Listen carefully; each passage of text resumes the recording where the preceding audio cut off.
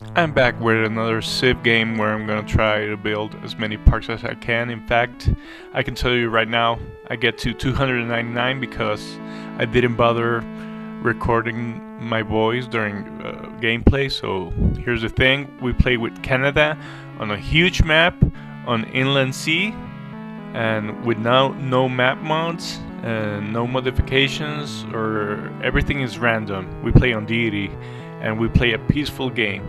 So we don't select AIs, we don't select city states or nothing. It's just a random game. So what this means is that we really depend on luck to get that many parks, because if you spawn next to a mountain range, those can span like 20 tiles and won't let you get from one place to another. Or if another civ spawns very high on the map, like in the tundra or anything, and they're next to you, it's gonna be really hard to get those many parks on a peaceful game. So I'm gonna be discussing my main strategy, but since I already told you, luck has a lot to do with it. But so why don't I just modify the map and select civs and select city states? Because that just doesn't seem that much fun to me. I usually get like 4, 5, or 6 games before I get one of these huge maps that work. So this time I got to 299 because I got really lucky. I spawned next to Gilgabro, as you could see, and during the game he has a terrible game because I end up winning all of his cities from loyalty. So that gives us like a huge amount of space for us to work with. I mean, I don't get that many parks out of it because they the way they settle is just like they're playing a regular game. So what you want to do is basically you start with your first city, and you want to settle your next 2 cities like in a triangle. That's probably like 4 tiles away from each from your first city, 4 or 5. This way you can have all of your districts in the middle, and basically you're just wasting like space for 1, 2, or 3 parks at most. After that, what you want to do is just start settling 5 to 6 tiles away, preferably 6, but sometimes 5 depending on terrain.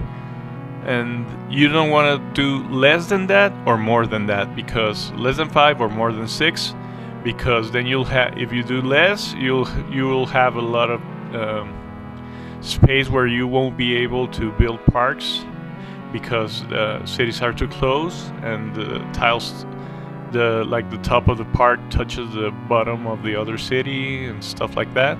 And if you go to 7 or more, what you're gonna have is like gaps in the middle. So you're probably gonna be losing about 1 or 2 parks because there are just some tiles you cannot get to. Although sometimes you might get lucky and have city growth when it goes past the 3rd ring. You might have it like just go, all those tiles go to like the same city, and you get lucky that way. But you don't want to let it all to luck, since luck has a lot to do with with other things. So basically, after you settle your first cities, you're of course gonna go with Magnus, because you're on your capital. You're just gonna spam settlers all the way. I mean, I usually start my game with 2 scouts, and then I get a like 1 or 2 slingers, because since you're gonna try to expand them like all from one end of the map to the other, you don't want barbs. So you got to deal with the barbs as soon as possible. So that's what we're seeing right now, me founding a city and dealing with barbs as much as I can. I mean, in these huge maps, in like especially in the area Canada said like has to settle, we're gonna settle, which is tundra and the snow. I mean, we get hundreds of barbs, so yeah, you want to deal with that as soon as you can, and then I just use my scouts to go from one end to the other, and then go down, meet all the zips and stuff. I mean, it's not that much of a strategy, but it's just what I do, what I've done, and it's worked so far. I think I can improve on that, but I've done it well enough. So after typically what you want in the city centers, like I mean in the center of this triangle, see, you want like the government plaza and as many trading hubs as you can, or if you settle next to a lake, you want those one tile lakes. You get to get those harbors. Usually I'm going with a couple of like factories, because industrial zones, because I like the production, but I think I can I mean, it just, I think I'm gonna work on that, because sometimes you don't get as much production as you'd like from that.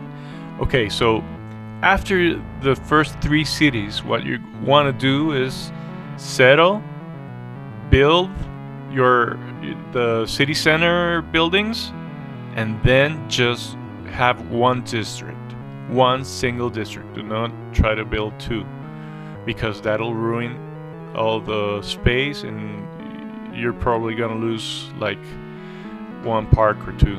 So, and I mean, what I do is, because since we're not building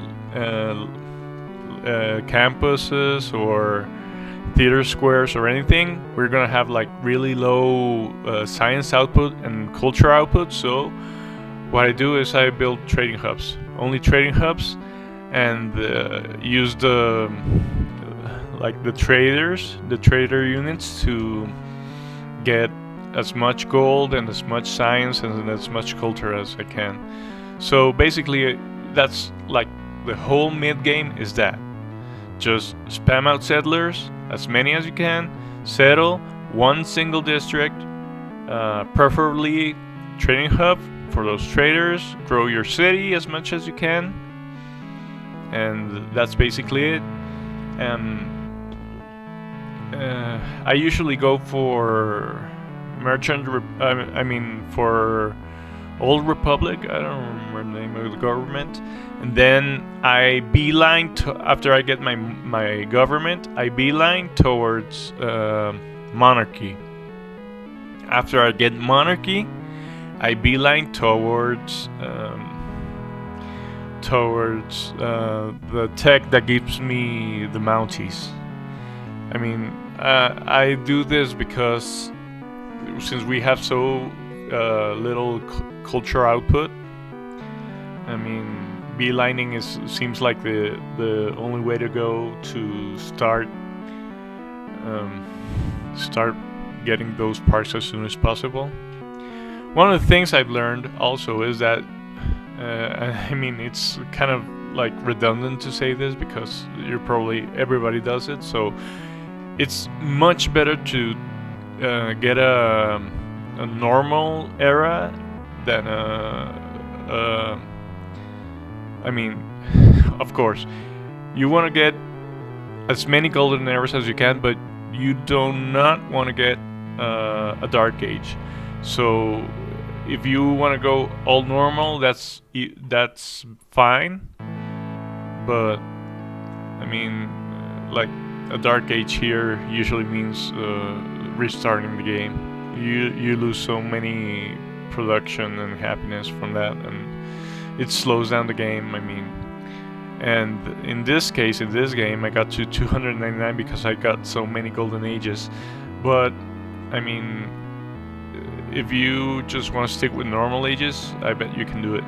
So in the tech tree, what I do is I get to the industrial zone tech, and then I beeline towards steel, so I can build not steel, but I think it's steel, so I can build the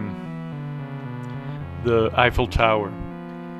Like sometimes, if I do not beeline towards the Eiffel Tower, I will end up losing it to another civ, and that sucks because it's like the end game, and losing the Eiffel Tower just makes it like suck so much. Just so you know, this game took me 12 hours to complete. I mean, I played over like the game over 3 days or something. It's tedious as hell, but I did it. So basically, you also want to have like at least one of the great engineers that gives production to Wonders, because you want to build the Eiffel Tower as fast as you can. So another thing is, don't try to build Wonders with cities that don't have space. You can usually build Wonders or multiple districts in cities that do not have space for parks, such as districts near rivers with floodplains, which have, they won't get good enough even with the Eiffel Tower, or cities like on coast, because you have you'll have a lot of coast to play with, and all the sea and stuff. So yeah, basically in this game, I'm just going through this like my strategy, quote unquote, because it's you're just gonna start seeing me settle and put parks down, and settle and put parks down. So there's nothing much I can say about that. So after I get Mounties and the Eiffel Tower and can start settling, start putting parks down, what I do is just research everything you can before getting to computers, and get as many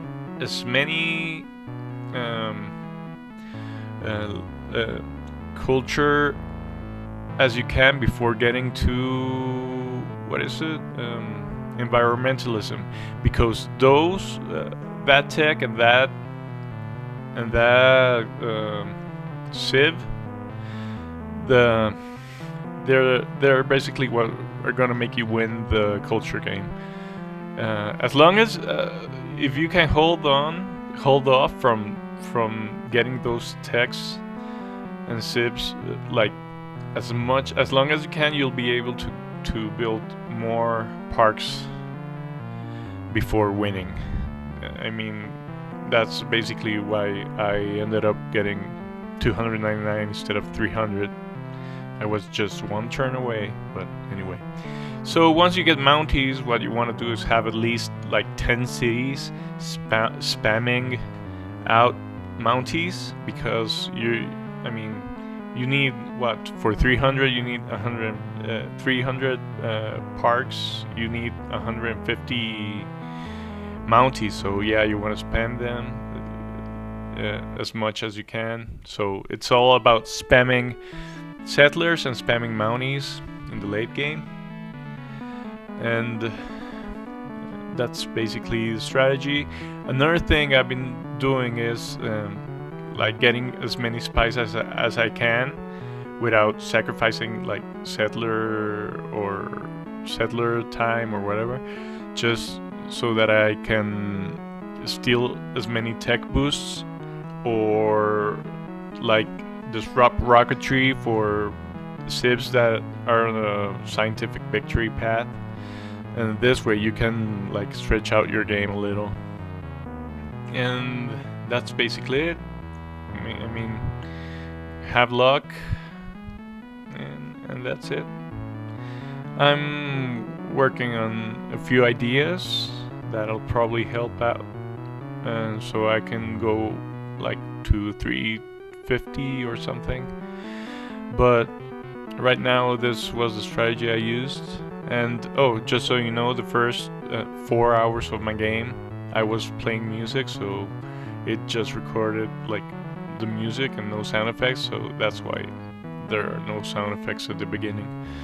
But that's basically it, and you get so many harbors and commercial hubs that you end up getting like all of the admirals, even if you don't have boats, and you get all the great merchants and stuff.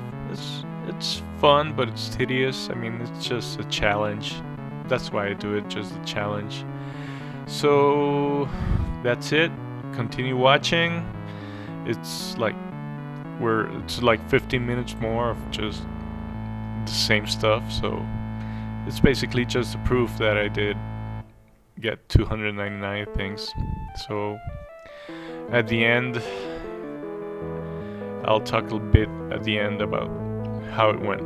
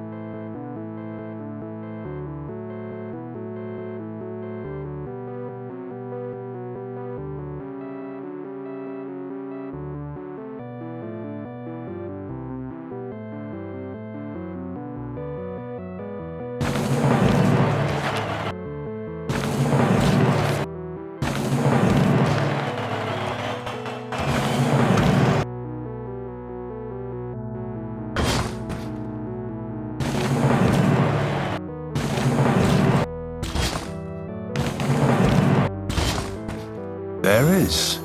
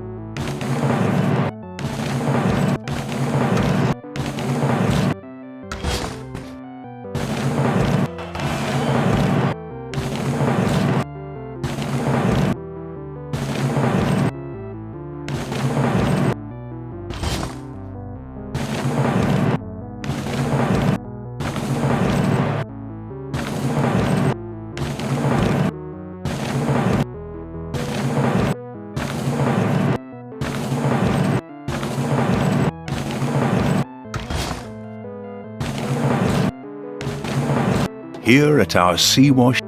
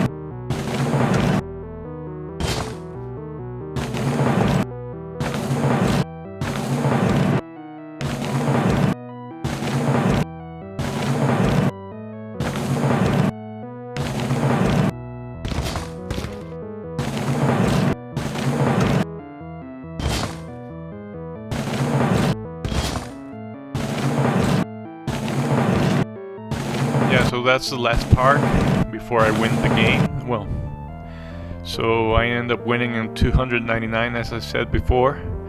And here are gonna be the graphs. I end up like settling about what 70, almost 80 cities. Yeah, almost 80 cities. And the funny thing about this is that you end up throttling through the names of like 2 other civs. So in this case, I started with Canada, then I went to US cities, and then I think I ended up with Egypt cities or something like that. So yeah, and then right here I'm counting my Mounties. As you see, I formed them in line, a straight line, so that I could like count them and use cities as marking points. So here is the last marking point. It doesn't have a, since it doesn't have a Mountie army, it's empty, but it's pointing towards my last Mountie army. So that's 48 Mountie armies.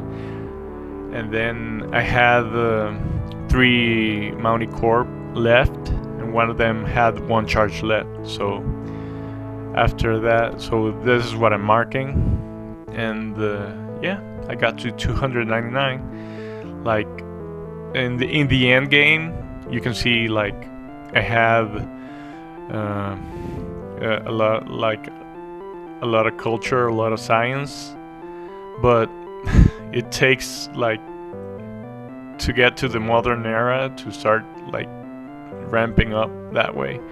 I mean, parks just give you so much amenities that you're gonna start growing and getting all that stuff no matter what. You can see the city has 19 amenities. So yeah, and thanks for watching. I'm sorry this is so boring, but I love doing this thing. It's just a challenge, a boring challenge, and hopefully I'll get over 300 next time. So cheers.